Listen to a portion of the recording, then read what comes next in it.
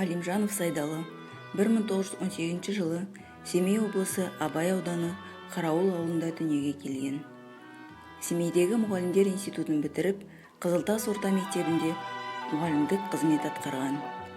1942 жылы соғысқа аттанды. Ташкентте 6 айлық офицерлер дайындайтын арнайы курстан өтті. 42.779 Б сапер құрамында соғысқа қатысқан. Соғыстан келген атамыздың сағыныш хаттары қазірде сақталып тұр.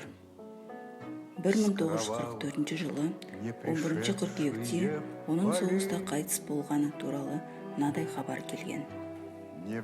Товарищу Ермекбаевой Муслиме, ваш муж Сакен 11 августа 1944 года героически погиб в борьбе против немецко-фашистских захватчиков.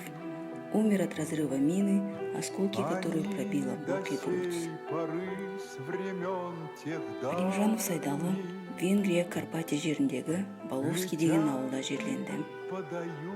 Атамыздың ғұмыры қысқа болғанымен артынан ұрпағы бар. Қазір Қарауыл ауылының жеңіс саябағында ешкімде ұмытылмайды, ештеңе де ұмытылмайды деген ескерткіште атамыздың аты жазылған. Бізге бейбітшілік сыйлағаныңыз үшін рахмет. Жатқан жеріңіз торқа болсын, ата.